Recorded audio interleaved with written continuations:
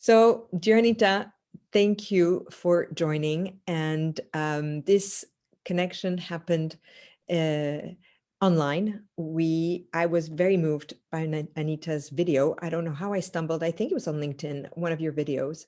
And I emailed or messaged Anita to say that she reminded me of the gift of hope, which I sometimes forget in an industry of fashion that is not necessarily very sustainable at times or very diverse, and I lose hope. So we started exchanging, and this came out because Anita very generously said she would be happy to talk to our Sur Mesure members. So here we are. So I have read almost to the end Anita's book, and it took me a little longer than I expected because I had to reread a few things and I had to practice, and I think there was a lot of information. Anita, for those of you who don't know her yet, is a woman who is nominated, first I want to say 2020 World Changing Woman by Conscious Company, 2020 Woman of the Hour by World Women's Foundation, and she is Mexican American and Indigenous Nahuatl Aztec. So she's a transformational leader. She has been on corporate boards for many companies, some pioneers that you may know, Pachamama Alliance, which I have been following for a few years, and a few others. So Anita has been doing very deep healing work with corporation, helping teams to connect. I shared with her that we have a lot of consultants and independents here, so she'll give us her tools for independence. So Anita, tell me a little bit how you describe yourself, because I asked her, what is your expertise? What do people call you for? Yes, thank you. Thank you so much. And welcome all my precious relations. It's really good. Probably our ancestors knew each other, but now we get to at least see each other in cells. Let's first begin with just taking a few breaths so that we just get present. Because if you're like me and a lot of you are individual entrepreneurs or maybe really small teams rather than the big 100,000 plus organizations, you're doing lots. So let's just get present. And as you do that, I would invite you throughout this whole time and even beyond to listen with the softest part of your ears and your expanding heart. And I think when we tell ourselves that, it does help us become more present. I'm coming to you from Colorado, Boulder, Colorado, on the foothills of the Rockies. The first peoples here are the Cheyenne, Arapaho, and Ute. I'm Nahuatl, as Agatha said, which is more from Central Mexico, people know as Aztec, as well as Mexican American. So a little bit about my beginnings is that on one hand, I had just amazing, wonderful, I wouldn't change anything about my early life in that I grew up with an Aztec and Nahuatl grandmother and my mom, and they taught me so much about what life really means and how to be in the world. They had little, my grandmother had no formal education. My mother had 7th grade, but they were some of the wisest people. And so part of what made it wonderful is because they encouraged dreaming. And I think more and more, and it makes sense as Indigenous people, that dreams become so important. Mm-hmm. And now science tells us all about that. So anyway, I always knew that I was going to connect the hearts of people all over the world. I just didn't know that the name of it when I grew up was going to be organization development consultant, trainer, specialist in diversity, equity, inclusion. I had no idea that, but in kindergarten, I drew that earth and all those stick people and told the class, this is what I'm going to be. And there are millions of us all over. So maybe I'm talking to some of the people that were in my dream, but that dream continues. And so part of my work has been mainly for the last 45 years, has been in large global corporations, but I also work with small, mid-sized and small businesses, and then lots of global nonprofit organizations as well.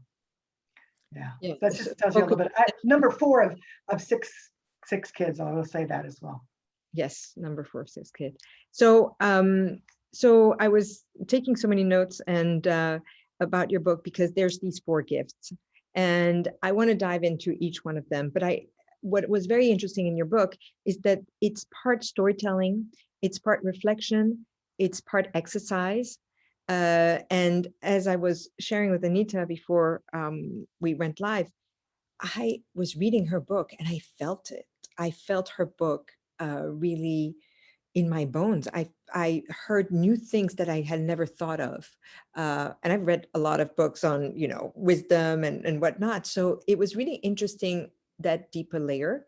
So I would love if you want to start by talking about the 4 gifts, um, and perhaps also why you continue doing this, because you've been working for many years.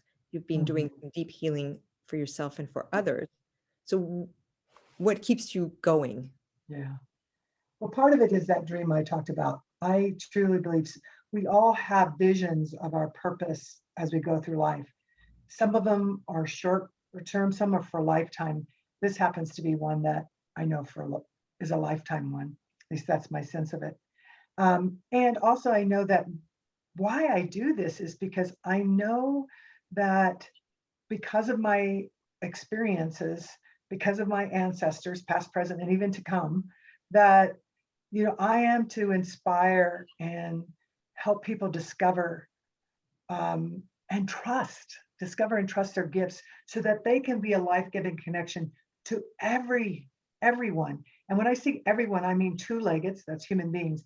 But as Indigenous, we talk about the hoop of life. And you can see, I'm not going like that. I'm doing like a flat circle because no one's greater and no one's lower.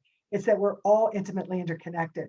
And certainly at this time, we all begin to understand just how much we impact each other, both in a good way and then with sickness and divisiveness and all that has an impact on us, whether we're talking about at home or at work or just larger societies. So it's really important. But that's why I do it. It's I know that this is part of why I'm here, is to connect the hearts. And I know it's not just for connecting hearts to human beings, but to the earth that we come from. And then that anything that I do, that's going to sound kind of hopefully it doesn't sound woo-woo, because I really use it in my work and when I work with leaders, is that I have a choice in every moment, with every thought, every breath, and every action. Am I being of service to myself, other human beings, and for 7 generations to come? Mm. And when I can say yes, then I'm just all in it. And energy, it doesn't matter how hard the work is, it's just like I'm in it. And when the answer is, well, I'm not sure, then that's when pause. Because we're often taught, well, any decision is better than no decision. Or, well, I'll just keep going. It's like, no, we each have inside ourselves some wisdom, but we have to be quiet. We have to be silent to listen to that. And then we have others to reach out to, as people are doing with you, and now listening to this wisdom from Indigenous elders that I weave in my work. Okay. So there's like 15 questions. So I know I have to be listening and not thinking, but I have about like 15 questions. Yes, let's go for it. So I'm going to start. Please do raise your hand or send a question in the Q&A, because I could have Anita for myself for 2 hours and I want to share her time. So one, I wanted to, because the book starts with the invitation that we are all part of Indigenous. So I want you to explain that, because Yes. there is so much um, um, division, and everybody's defined in different ways. So explain a Yes. little bit how that. So what I mean by Indigenous, anthropologically, all of us are Indigenous. All human beings. We are all from the earth. All the elements, we know that from biology, from all the science. We're from stardust. We have water, all the minerals, all of that. So we are all Indigenous. Our first mother is Mother Earth, and then our actual mother who bore us, right? And when we talk about Indigenous in the current context, we need to hold both of those. we need to reconnect. Everyone I'm speaking to, and there may be some folks that are still connected to a nation or a tribe, some original knowledge, and some of you who maybe don't know too much about your ancestry. But regardless, we need to hold both the remembering and reconnection, and then also that there are some peoples all over the world, some 6% of the world's population are indigenous people, and that many of those are tradition holders, and they carry the original knowledge about how we are supposed to be so that we're in harmony and right relationship with ourselves, other people, and the earth. Thank you. So, so I would love to dive in those some of those gifts, because as I said, they were interesting the way you formulated them. You give practical examples, and each was more than a word. So forgiveness is a very, very powerful chapter. But what I realized is, how you mentioned the idea that you protected yourself from pain, and from that protection became a bit of a jail, a prison, and that stopped you from receiving some goodness, because we tend, and I think it's, I live in New York City, so it's a place where you tend to protect yourself. Yes. Everybody has childhood traumas or whatnot, and we tend to do that, not to be hurt. And the way you explain is, is allowing to let go of that pain to receive. Yes. So I would love you Yes. to go in that. It's a good place to start. So there are 4 gifts that came from this prophecy, where elders came from all over the world. And in ceremony, Spirit shared with them 4 gifts to put into this hoop and to be a messenger out into the world, to use these gifts because we needed them, because we'd forgotten, not that we were broke or flawed, but we've forgotten how to be in healthy relationships. So the first one, the gift you're talking about, is the power to forgive the unforgivable. And I know a great deal about forgiveness because, as you mentioned, we all have different hurts and pains, and some trauma, some bigger than others. And so early part of my life, on one hand, was quite wonderful, but I also harbored a secret of abuse for the 9 years of my early life. And then that would be enough for any person to then work through that. But on top of that, then at age 13, my father was murdered. And he was an alcoholic, worked lots of jobs, but after work, he would always go to the neighborhood bar around the corner. And it was in the 60s, and unbeknownst to him, early that day, a black man and a white man had a fight. The white man returned, just saw his dark skin, and fired 3 bullets and killed him on the spot. And so I only say all these things because I want you to know this is not theoretical to me. And that's why I think the power of this book, the messages, and people going deeper and deeper into using them, whether they're in the leader in a corporate world or out in their home or just of their lives. So what I realized about forgiveness, part of what stops us from forgiving is that we have the wrong notion of forgiveness. Because if we had the correct, a lot more of us would be doing it. So forgiveness doesn't mean you're weak. Forgiveness doesn't mean you forget. I'm never going to forget those experiences. Forgiveness doesn't mean that you've betrayed yourself or people, that you're caught in your righteousness. And forgiveness doesn't mean you don't seek justice. What forgiveness means is that you let go of what did or did not happen because you love yourself. You let go because that energy, that suffering and pain is stuck there. And when you release it, when I was able to forgive the murder of my father, when I was able to forgive my abuser, when I was able to let go of that, what happened is that I had more energy present for what I am supposed to be doing in the world. And I'm sure a lot of people listening know that their purpose, they're able to have this much more energy. And some of that energy could still be creating the space, the laws, the other things, so that those kind of hurts don't happen again. But it doesn't come out of spiral downwards, stuck in the pain. It comes out of a clarity, of freedom. Yes. Of So I want freedom. you Oh my gosh. Yes. So dive more, please, because when I read the book, there's freedom, and then you talk about true freedom. Yeah. And So There what is is. this? There What is is. the difference? Yeah. So there is. So freedom, there's a whole continuum, I realize, because somebody, I just want to be free. Well, that means different, but there's a whole continuum of that. And, when I began doing my work in corporate and diversity, equity, inclusion, and created circles of people, color circles of white people, I heard lots of white people say, I was taught by my parents that I'm better than you. Some of them literally said it, others because you weren't present, different ways.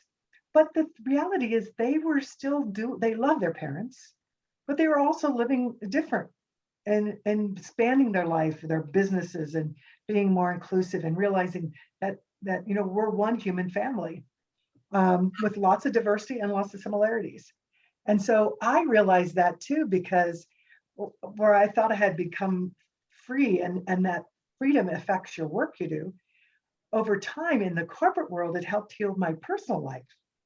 So again, don't judge where it will come from. From hearing those people, the white people in circles talking about their reality of growing up, I began seeing the murder of my father's son, who was about my age. I realized as a little young girl at 13, I had taken away his face because I Mhm. dream a lot and I was dreaming about this. And all of a sudden, after months, so it wasn't like that, but what happened is his face came back. And here's what I realized, and this helps answer the thing about freedom. The 13-year-old, put any age on that for you, be child younger or older, was so in her pain and what seemed to be unforgivable, in this case, the murder of my father, that I took away his face. But what I came to understand that the 13-year-old didn't was that summer day, my 5 brothers and sisters and I lost our father. But that summer day, that young white boy of 13 lost his father too. And he grew up knowing he was a murderer. So when you really go depths into it and open up, what opens up freedom's hooked to vulnerability, compassion, nothing separate, it's all illusion. But the freedom I'm talking about is freedom. Forgiveness is a pathway to freedom. It's a pathway to unconditional love, because I learned by letting go that I was able to forgive myself. So sometimes it's forgiving others seems so hard, but it's also forgiving yourself for what I had started to become exactly some of the story I made up about his father, taking away my father's humanity. I was taking away this little boy's humanity, who's now a man. And then the third thing I learned, and this is precious, not in my book, so listen, because right before we were all shut down in 2019, I went to a Sundance, and Basil Braveheart, Ogallala Sioux elder, was leading it, and parts of this was on forgiveness. And he came over and he said, "Yes, I've heard about you. You're the forgiveness woman." And he said, "I am too." But he said, "And you're right. It's the pathway to freedom. It's the pathway to unconditional love. But add this one. It is forgiveness is the path's code to your divinity." Wow. That's pretty powerful. So I know that those of you watching and listening really take that down, because it doesn't mean it's easy. It doesn't mean that at all, but it is so worthwhile. Why? Because you matter. And everybody matters now in this hoop of life, given all the challenges that are out there. I love that you did say something beautiful. You are here because you matter, or you are here. I wrote it down. There's a reason you are here. There is And a I reason. think, people need to hear that. And, we might be separated, There's one person who raised hand. I think Caroline, do you want to talk? Caroline? You're on mute if you want to ask a question. If not, Unmute. Yeah, she's still mute. we'll continue okay. But you're free to talk if you wanted. So Anita, this the forgiveness is very, very interesting, and letting go of pain. And each gift, what was very interesting, gives is very rewarding. So there's a lot of energy that comes. So I need to do this, because if it's the reward, then it's really worth it. You want to do it. Start Yeah. with little things, oh, that person you forget because they keep forgetting their birthday or the anniversary, or at work they forgot again to do their part of the work. So start on little things. And it doesn't mean you're in conversation, but and then you can move to the bigger things, because there are the big things, which is genocide of people and all sorts of big things, right? The destruction to the earth and your own part in it and others. I mean, there's a whole range. So, but it's great to practice, because then you get those muscles and it becomes more and more you yearn to forgive. And that might sound strange to people, softest part of their ears, but please stay with that in your expanding heart, because these gifts already reside inside of you. Fantastic. So the second one is unity. Mm-hmm. And I think that's where, we live in a very polarized world today. And unity is, and as I mentioned, we have a lot of freelancer people who are on their own. And so and you were blessed with a very strong community, with your grandmother, with traditions. When you went to college, you found your tribe again in different organization. But how do you connect to that feeling of unity when you're isolated? You might have small children, you might be working by yourself. How do you, and maybe you don't have ancestors or that tradition? Yeah. Well, let me start first with ancestors. We actually all have ancestors, but not all of us are aware of them. And so I would say one of the most important things for you to do, that I will suggest and invite you to do, is find out about where you come from. It may have been hundreds of years ago that people left where that was, but what I ask people is, like, even before they go dream and stuff, if not literally looking up, that go back and ask forgiveness from the place you left. That's part of, we need to connect up with that original place. That's the original earth, the original water, the original people who dreamt you, who had you, that you're here. And then there's also the connecting up. The unity has to do with inside. So connecting up your heart, mind, spirit, which leaves me in unity is, it's just connecting up that, connecting up all that. And then when you do that, then you can connect up otherwise. So unity, one of the key things I think is important is that we need to examine our unexamined assumptions. And let me make this real simple, which is your worldview one of you are only an individual, that everyone is separate, everything is separate? Or is your worldview at the other end of the continuum, everything is intimately connected? And I ask you just to investigate that, because oftentimes when we're trying to be in unity, whether it's in teams or working with subcontractors or in our family, all these divisions come up, all these blocks. And I will say, underneath it all is, what is your worldview?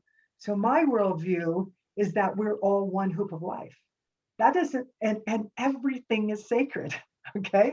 So I believe I use that 6-letter word even in the corporate world. It's sacred. What that means is that all beings are, but it doesn't mean we're always operating in a sacred way. So if I'm coming from a place where I know I'm part of everything, and I may want more and desire and to have more impact and all that, but if I come from the place of I have support, I have sufficiency, and I'm not talking necessarily about money and even how many followers you have on Facebook or Instagram or whatever it is, but it's that connection. Then how you act will come out of that. So check, what is your assumption? Are you separate? Are you part? Are you interconnected? And I think that makes a huge difference in the unity. So a quick story, Desmond Tutu, oh gosh, in the late 90s showed up at one of my, at that time, we used to do 5-day live-in multicultural awareness workshops. So all the different races and people, global corporations, so they come in from different parts of the world. And we'd work through a lot of the issues you're talking about. Separation are so big right now across race, across gender, across orientation, just all age, everything, right? And it's not to dismiss it, but it's about understanding our connectedness and how we need each other. Anyway, Bishop Tutu surprised us and he walked into the room and spoke to us. And then when he left, I went out with one of the other consultants with him. And he said, "This is really good. I heard you've been doing this work for a long time already, over 20 years. I said, "Yeah." And he said, well, with a twinkle in his eye, he's a short man with a big aura. He said, "So what's next? Reconciliation is good. What's next?" And I'll never forget that, because I had an answer right away for myself. Of course, he scooted off, but I was like, that's one worth pondering. That one doesn't have to immediately, but what it was, that reconciliation is important to understand you're part of the whole. But what comes with this unity is co-creation, innovation, finding out that you have so many more gifts than you thought. I thought as a little kid, I had a big dream with those hearts connected all over the world. Well, I never knew, like even in my bio, what you said, I didn't know, and it's not about going after awards. Those awards came to me, but all of a sudden, from that second award with the World Women's Foundation, the goal was to inspire 1 million girls all over the world to step into, to live their dreams and step into leadership. We've already touched 1 million girls. We thought it'd take a year, and in 2 months we did that. Wow. So this is your dream, your vision that you have for whatever it is, who you're to be and how you're to be in the world.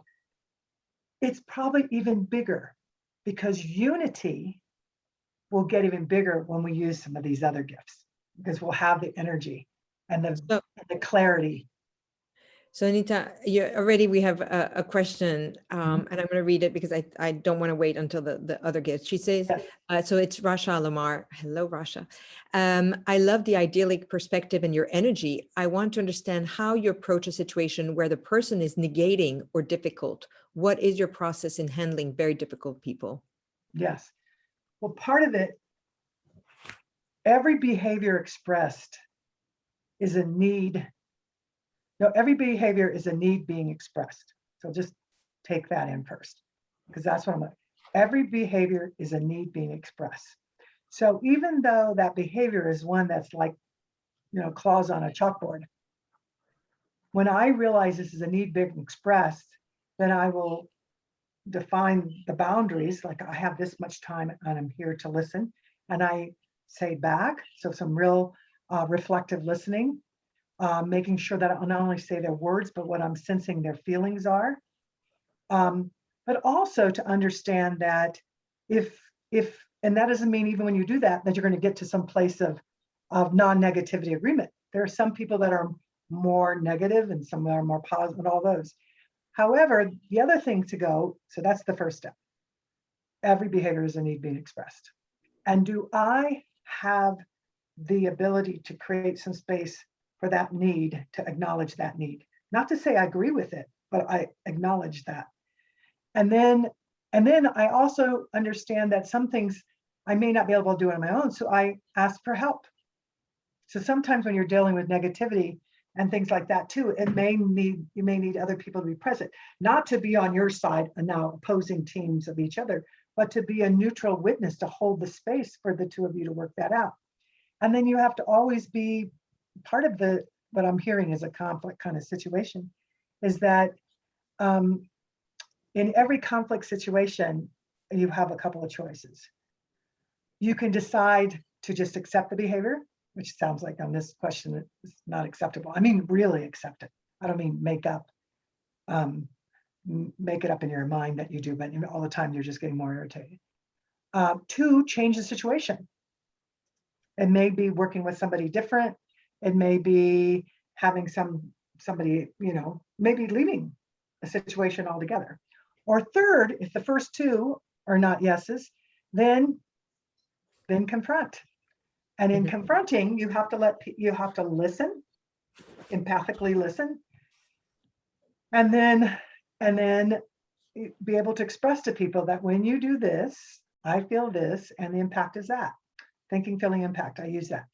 In Indigenous, we have it much shorter. So that's more when you learn or behavior and some of these things, personal development. That's what I weave into that is that, and it starts with me, not with them.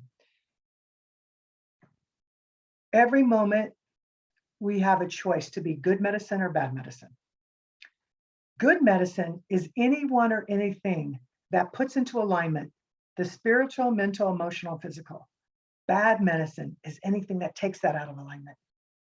And so I ask myself, am I being good medicine and bad medicine? And you could still be good medicine when you're speaking your own hard truth. Like you listen to theirs, but you share yours too. So don't hear it as like, oh, you're just acquiescing. And no, it's not that. But you're coming from a place of you want alignment and harmony. Okay.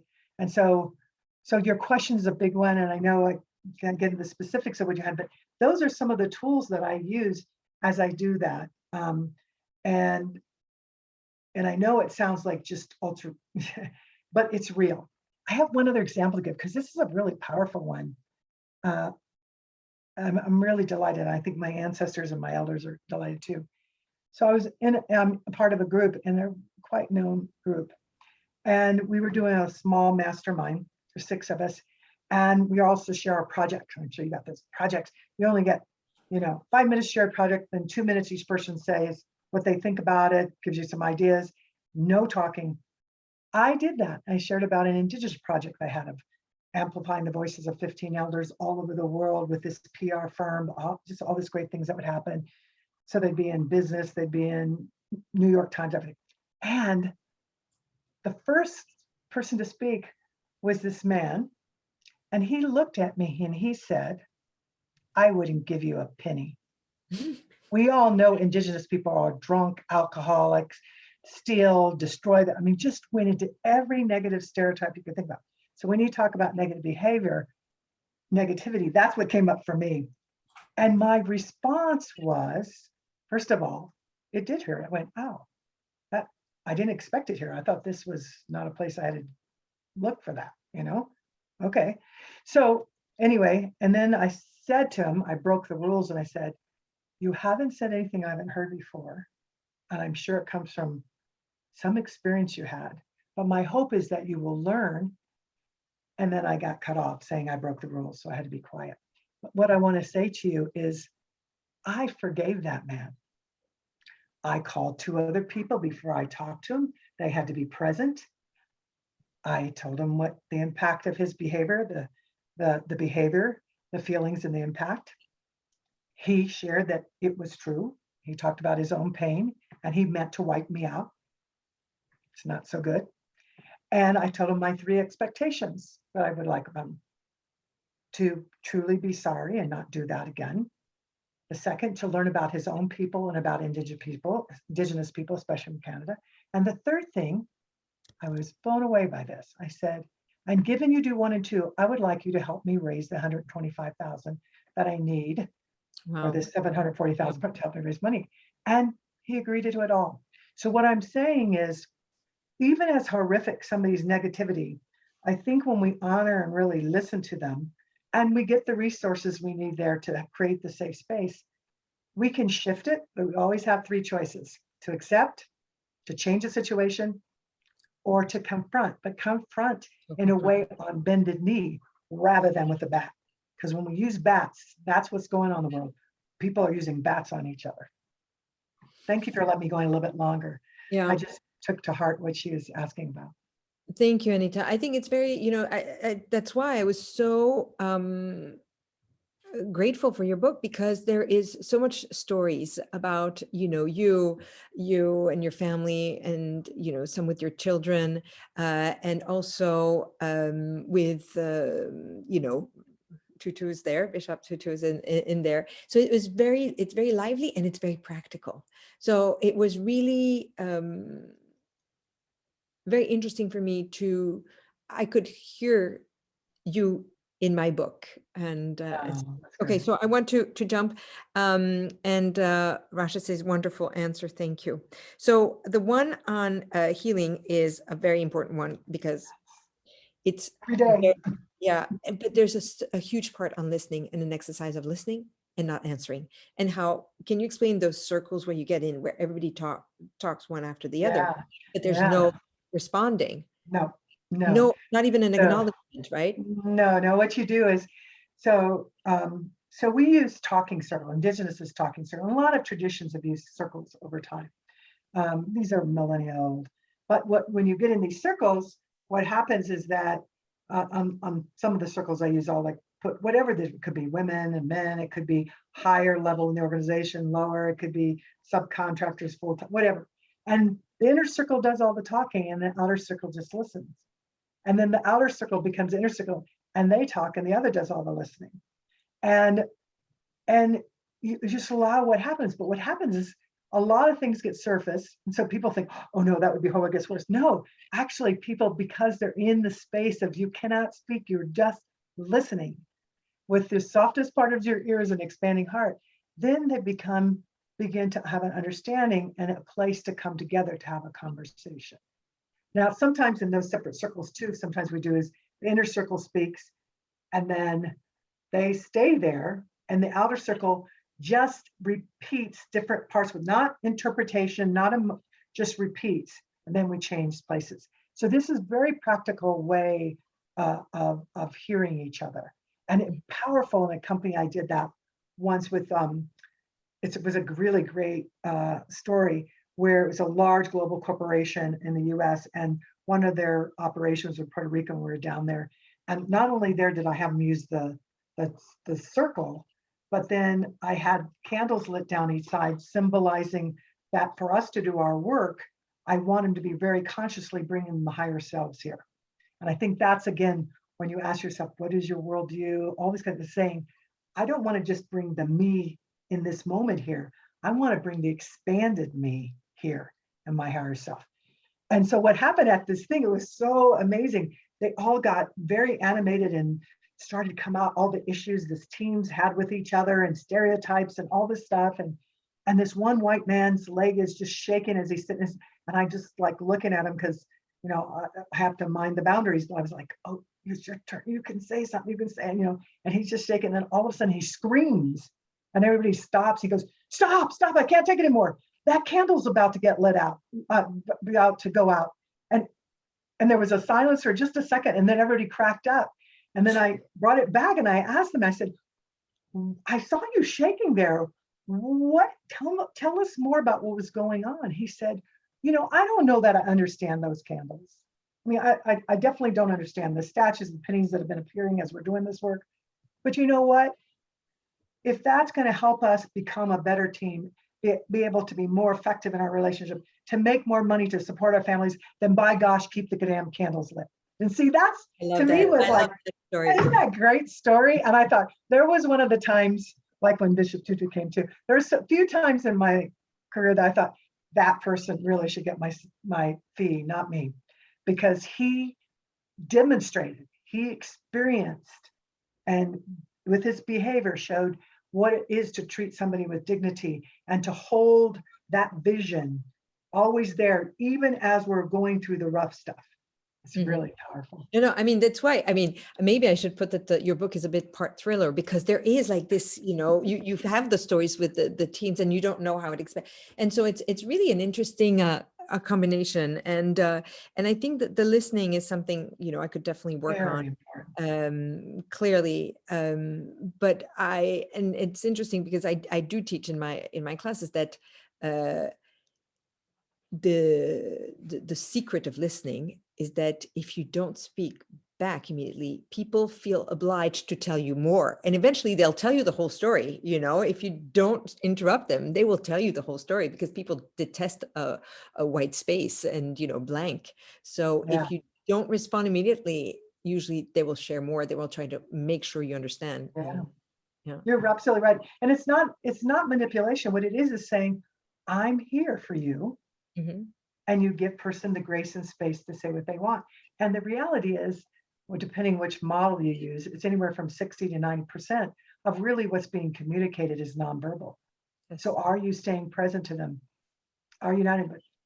Keeping your mouth quiet is really important for that, not to be, and then be mindful. If you're in your mind, you're just trying to create what you want to say. then you just forgive yourself and get back to being present. What are they saying? Can I, just really being present. Anita, I heard a book called Listening from the Third Year. So instead of the third eye, it's the third year. And so the idea is not listening to somebody by putting yourself in their shoes and not by, trying to fix the solution, but really by being present. That's what it is. And I think that, we're a bit in a fixing situation where we're all, trying to solve the issues as quickly as possible Yeah. to avoid any pain. And I think that's okay. So Rasha's having one more question. I'm curious your process of going past the struggle and forgiveness. Is it a process? What do you go through and how do you get there? Yeah. It was a series of things. So I used lots of resources. I used nature.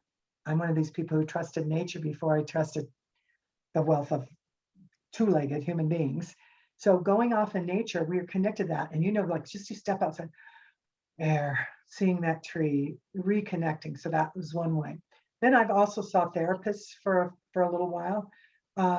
But I found as a teenager, I ended up having to help the therapist, and I don't mean that in an egotistical way, is they would say things to me when they'd hear my stories. They'd go, "You should be dead." I can't tell you how many therapists said that. I thought, please don't ever say that to somebody.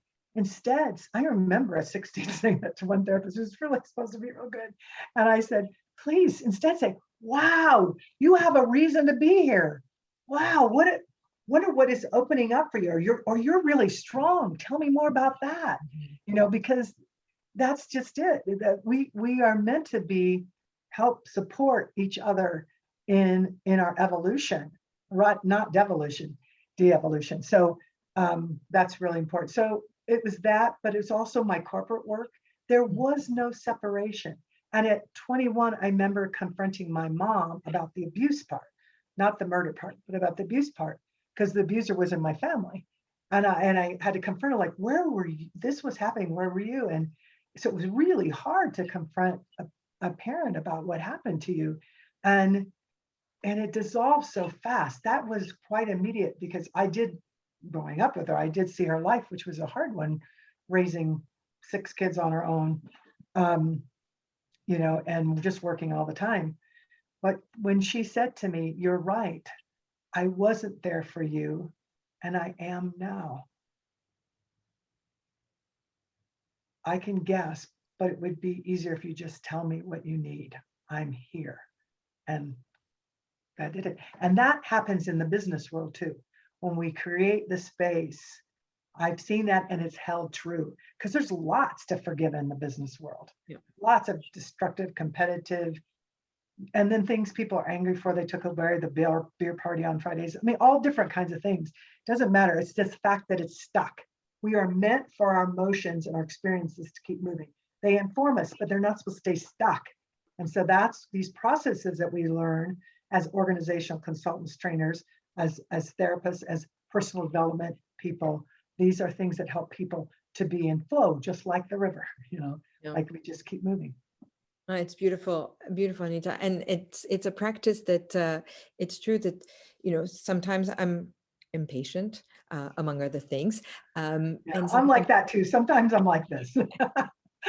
Yes. And so a conversation might be going nowhere, and I feel impatient. I should be doing something else, etc. And I've trained myself to say, if I'm here, there's a reason. There's some important information that is coming out of this mouth, and I should pay attention. So stay present. And usually there's always something, I don't know, a comment, a piece of article, like something that actually was very interesting for me to learn. But I have to remind myself, because the impatience thing kicks in, New York style, very quickly. But I'm like, no. If you're speaking to this person, there's maybe something important that needs to be said. So listening, I think, is a huge one. So listening, hope, because that's the one I connected with you about. Yeah. So tell us hope. Hope is an energy source. So for those of you who read about some of these things, the hope, there's different writers on it. Some say, get rid of that hope stuff that makes people passive. just think magical things will happen and stuff like that. But the kind of hope that I'm talking about, that is indigenous people were talking about hope and act, the kind of hope, the kind of vision, the kind of dreams, the kind of sensing something that is far better than what is current state Mhm. actually compels you. There's a saying that Michael Bethwick, one of my colleagues, uses is pain pushes till vision pulls. So we have to deal with the pain, the suffering, the things that are stuck that are, I don't ever mean denying those. But what we also have, what helps pull us to get through that, to create something better, is this vision and this hope. So hope is an energy source. How you keep it alive, really simple tools, but I will tell you, so many people, when I'm working with them in teams and then across organizations, is like, what is your dream? So I love it when you ask, what is your purpose? Ask that, what are you visioning? What is it? So those are the kinds of things to ask yourself. And sometimes our minds don't know, we're so much more about our brains. And those 4 characters in our brains. But anyway, they don't know reality from the others. So when we allow ourselves to have hope of things not seen that are possible, things beyond the facts, those possibilities, that then starts immediately for us to start moving energetically, spiritually, mentally, emotionally, and even physically. We know that. We measure that now. We see that happening. The stories of all these great things, innovations, we see that. So it becomes really, really important to have the hope to be able to do that. And it's alive. It's in there. And now is a time, I'll say to you, business people, I don't know how many of you look at polls. I'm always watching polls. And some of the latest polls, Harvard Business Review came out with one a couple of months ago, and it said that, who do you trust most? They're polling people, and it came out 57% trust business leaders to solve the challenges in the world. 57%. 50% trusted spiritual groups, religious groups. 48% trusted government. Whether you're a single person leader of an organization, or whether you're like, people are looking to us to not make separation between work, home, the mental well-being of people, the earth, sustainability, actually generativity. It's all there. So this hope is a source to be able to do that. And I've lost hope. So when I'm talking, you would think I already hit bottom by what I've told you, but after my father died a few months later, I hit lower than low. And I'll never forget that. But I'll also not go there again and not spiral downward, because I know more now. And I tried to take my life. I mean, that's about the lowest you can go. Take your life or take someone else's life, but it's just really horrible. But Especially today. hope, what I forgot was that the hope that I began to remember as I was there convulsing from the medicine I took was that I then began to see my grandmother and all the teachings that she'd given me. And then I saw my grandfather who had passed away, and this rocking chair that to this day, if you came and visited me in Colorado, that little toddler rocking chair is in my living room. And I saw that, and immediately I was starting. And then I began to sense my brothers and sisters and my mom beside my bed crying. And all of a sudden it was like, oh, please, I have a reason to be here. I don't want to die. I don't want to die. And I think you don't need to go to that. What needs to happen is for us to use the hope, gratitude. What are you Right. gratitude for? Even if, guess what, I'm breathing. I mean, and I think some people have a lot of difficulties right now that it feels like that's all they have. But that's something. I can see that tree, and it's my relative because it's converting my carbon to oxygen. I'm here. Whatever it is, just fan that gratitude and all those things. There's many tools that you can use, but for me, the ones that I work with people and go really giving you a high level, but really deep on how to dream, how to connect the hope, different ritual and ceremony you can do yourself to keep this alive for you. And part of it is I didn't know I was going to say this. I hope it's okay. And then I'll let you get back Yes. to another question. I think we forget. So I used to do a podcast for Hewlett Packard, um, and it was Ask Dr. Sanchez. And I used to start it with a 1 minute quiet, silent meditation, which they love. But when I went to 2 minutes, it was too long. That's different. This was a long time ago. And then I would always start with saying, all human beings need 5 things. Is it present in your life? First thing, breath. How are you breathing? Each one of these sounds simple, but a lot of us do shallow breathing, also to get that breath really so it's working. 2, rest. Yeah. I always pause at that because I'm making up a story. I'm projecting on you. So you can say, Anita, you're projecting that none of you are getting enough rest, because we tend to, when we're running our own operations or in small teams, we do everything. So it's like that becomes later. You need Yeah. to rest. I The love the third thing, isn't it great? eight It's or true. nine And the hours. third thing is water. Yeah. Mhm. Yeah. And then the third thing's water. You need water. That's why water is sacred. Um, and then fourth thing is nutrition, and real nutrition, not junk. Stuff really feeds us, vegetables, and you know when you're eating something healthy. And then the fifth thing is community. And all these we need, all of them. A baby will die if not touched. Human beings, also adults, need community.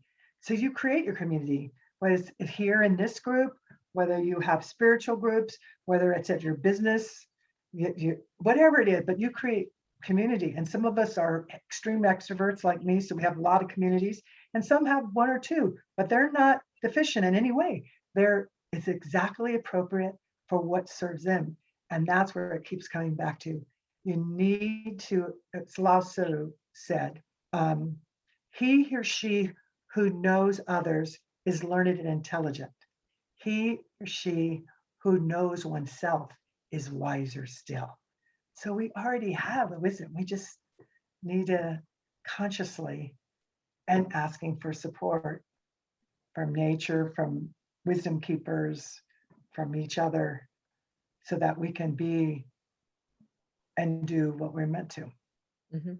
Well, I mean, Anita, that's why your book was so refreshing, because I think wisdom had maybe a bit of a suit of an older man, and it was a bit stuffy and everything, and you make it fun. The joy that transpires in your book is like, I want to do this exercise because it seems that makes you so joyful and so amazing that I was like, wait, that was like, I felt that's what, the reward was.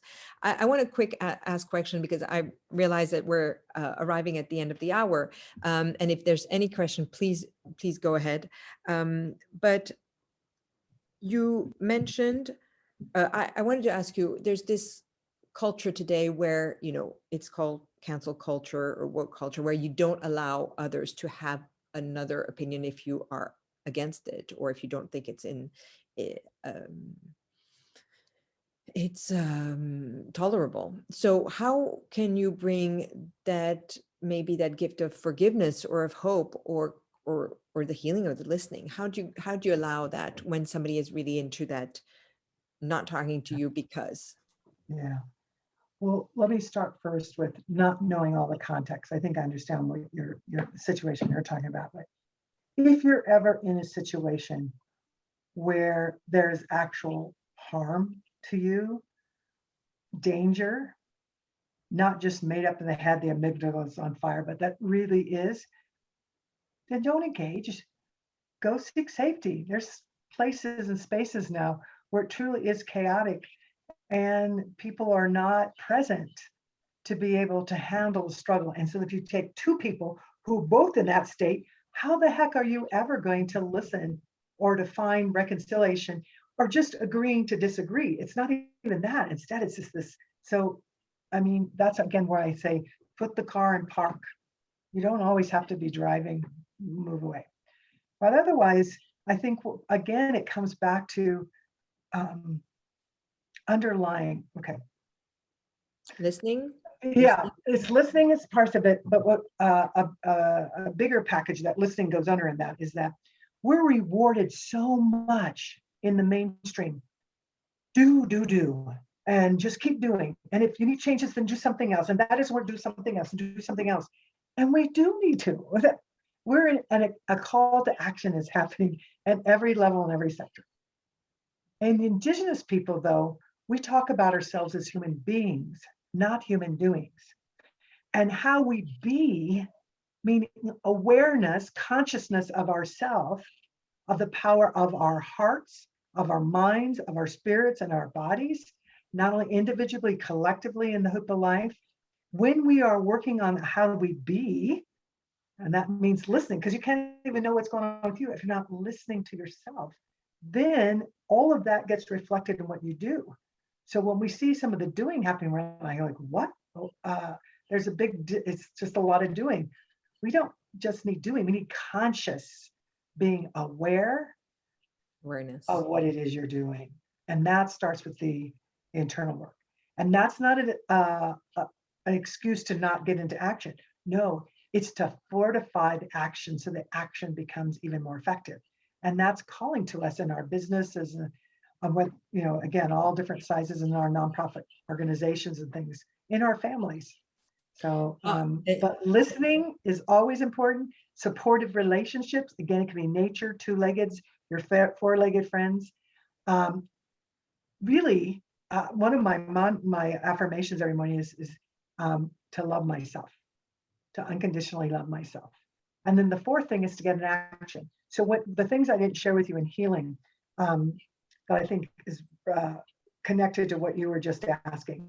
What I found is I studied Indigenous healing methodologies all over the world. And I don't want to make it sound like there's lots. So what I did say, I found 4 common themes. Listening. Mm-hmm. How do we know is it's right, it's healthy, it's strong, it's evolving, or if it's broken or it needs healing? So listening, supportive relationships, that might be a therapist, that may be a coach, that might mean nature, or it could be all sorts of things. Then the third thing is loving yourself. I think the more, some of us are also taught, I'm speaking to women as particularly, but I think some men are too, I've always given it out here, always, but think of yourself as a teacup. The teacup has to be full and you have a big saucer and it just keeps filling up, and you offer people the saucer, not the teacup. So we need that. So unconditionally love yourself. So you're in full fuel to work, to do, and to give, and to be. And then the last thing is into action. So some people sit back, well, I did all these things. I mean, and I'm waiting. Well, no, it's like the GPS when it came out decades ago. I remember saying in my car, well, it's not telling me. We have to move the car. So some of those will be false steps. Some of them won't be, but you have to get action.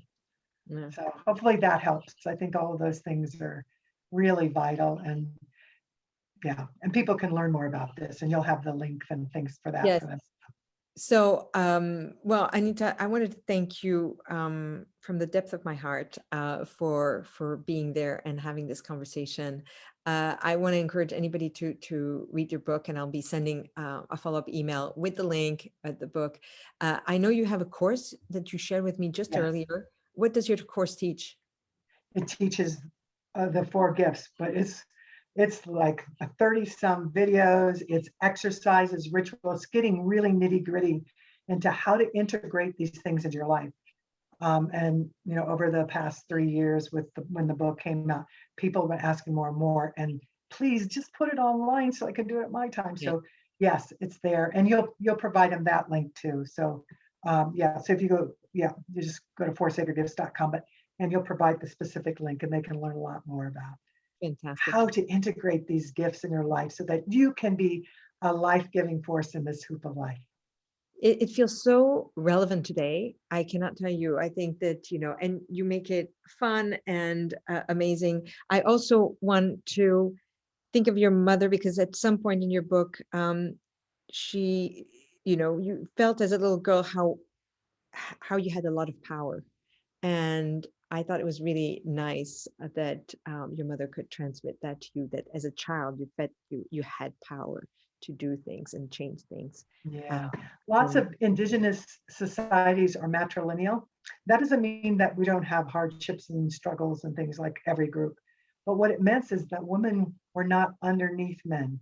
They were not controlled by, they could own property, they were not property. All stuff that has gotten so twisted that we all get to undo for all of us. And that we are to look at gender harmony.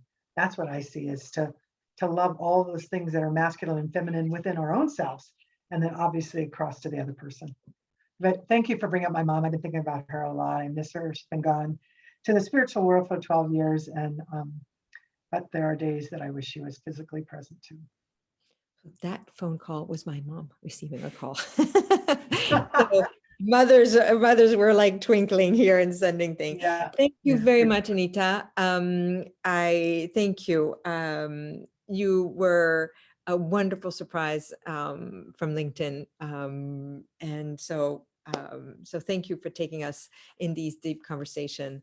And I sent the link. You'll receive more information about Anita.